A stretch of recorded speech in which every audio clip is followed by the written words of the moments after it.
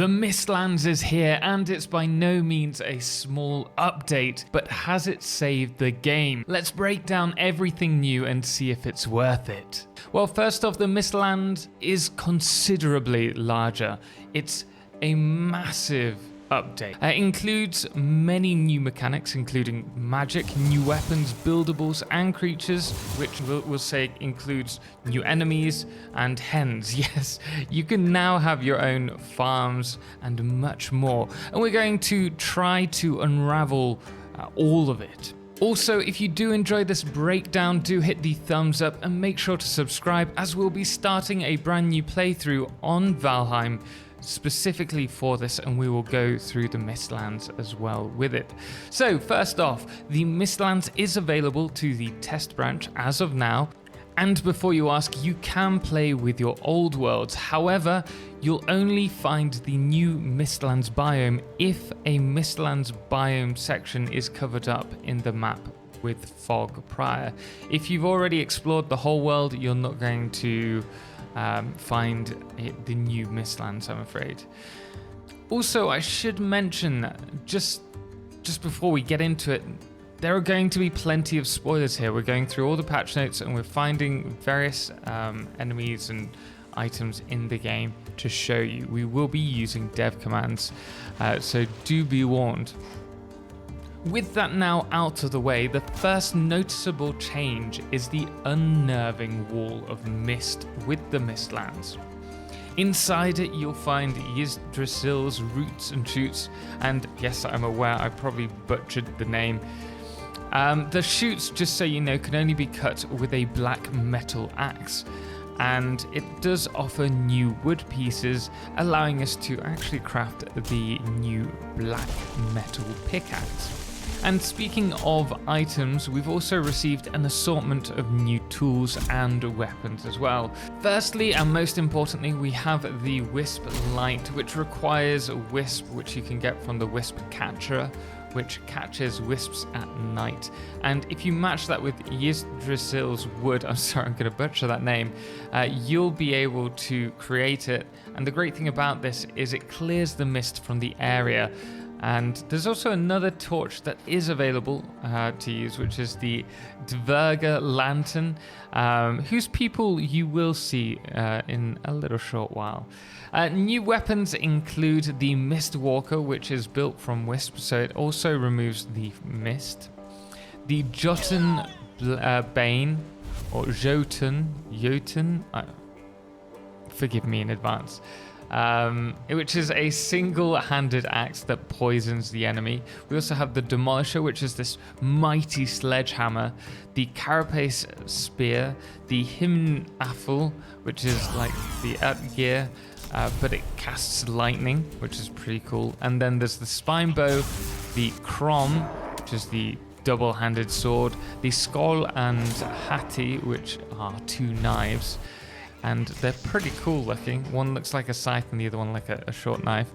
And then we have the Arbalast, which is the crossbow that you might have seen previously in the teasers. And along with that, we also have a ballista, but that's in the Buildables section. We'll talk about that in a moment as well. It does look pretty awesome though. There's also magic in the game, which is a huge change, which comes with 4 new staffs at the moment. The Staff of Frost, of Protection, the Dead Razor, which uses blood magic, and the Staff of Embers. Now, I think the names are pretty self-explanatory as to what they do, and they do use Aether, I want to say, to cast magic. And we also have a new Bile Bomb, which is pretty deadly. With this, we've also received 2 new shields that are both made from Carapace, the Buckler and the Carapace Shield, as well as 2 armor sets. The first one is the Carapace armor set, which includes the breastplate, greaves, and helmet, as well as the Aether weaved robes, which includes the top trousers and hood. And finally, we have the new cape, which comes with the status effect of Featherfall. Now, if these new additions are getting you hungry for the Mistlands, I've got a lot more to cover. It really is a huge update, but I'm planning on releasing my own dedicated server for the Mistlands on stream for Valheim on Wednesday. Wait, what day is it today? Tomorrow. And perhaps we will also do that on a Saturday and Monday as well. So do make sure to join me on there. Also, if you do want your own Valheim dedicated server and haven't got one yet, why not go with low.ms? The reason why I say that is you can get 20% off your first month by using the link below in the description, as well as my code, which is TotalXclipse at the checkout. Well worth it.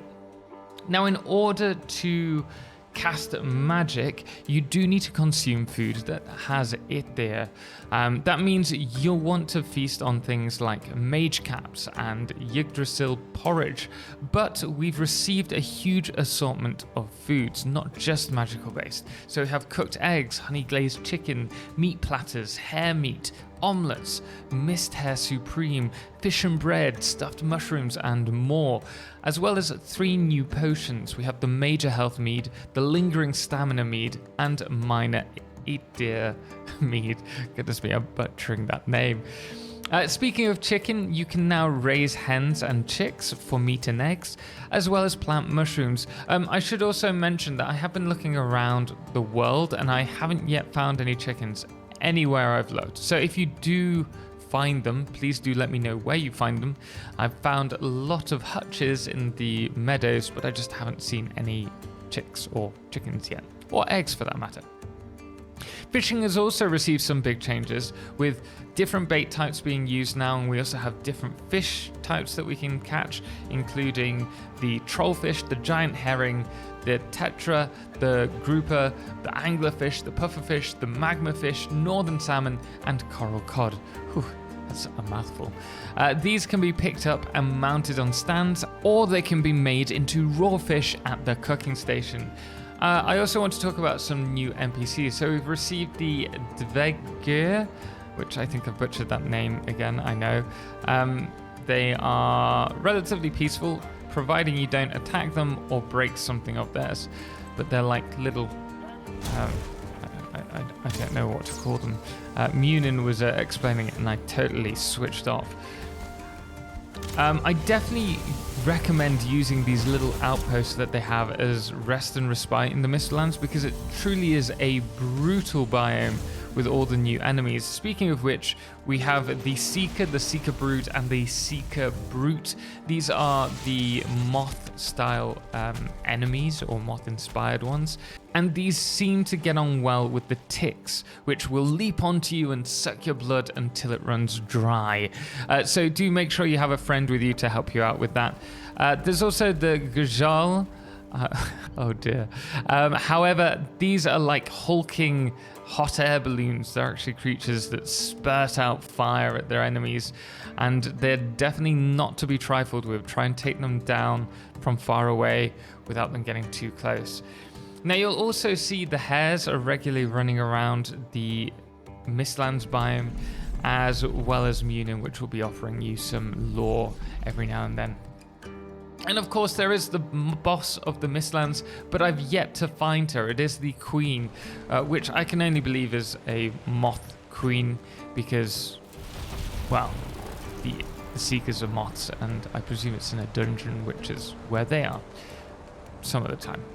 Speaking of the dungeons, there's abandoned mines now, and obviously the whole Mistlands biome looks incredible. I'd say that the mist is a bit too much quite often.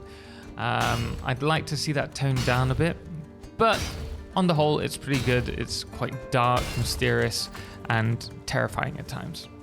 And then we have probably my favorite addition, which are all the new buildables. I cannot wait to do some more builds with them. Firstly, there are 14 new black marble pieces. These can be mined from the petrified bone, and this will need the black metal pickaxe. And there are also new angle beams, so that's both for the iron and the dark wood variants. There's the spiral staircases, both left and right versions. We have the Dverga metal wall, and the new rugs, a black marble bench, a throne, and a black marble table, as well as the blue jute drapes, curtains, and carpets. There's really so much more that's been added. We also have the Dverga lanterns, as I mentioned earlier, several new pieces for defense, including the ballista, which unfortunately it auto-selects targets rather than allows us to control them. And we also have received a new stake wall and sharp stakes as well. And the other thing that was also teased in the trailer was the man traps. Those have come, and there's a few new crafting buildables, such as the sap extractor, which you need to place on Yggdrasil's roots, the 8-tier refinery, which you feed it sap and then something, I'm not quite sure what, in the top section. We have the mortar and pestle, and we also have the new black forge, which uses the black cores that you can find in dungeons, and the upgraded cooler for that, and the gladiator table and the rune table. It's a lot, but that is about it. Alongside some quality of life changes, that is. So after all of that, I've got to say I've been super excited for this, and to me, I think the changes are huge and that it's exactly what the community needed to bring it back together. But what do you think? Do you think the Mistlands has saved Valheim? Let me know in the comments below. Thank you so much to all of our amazing supporters, most notably our SolarXclipse patrons, James Owen and Firefless, as well as our Lunas, the Calamity, Ben and Star, as well as our Blood Moon of the day, which today is going to be Adam the Useless. Until next time, as always, ciao for now.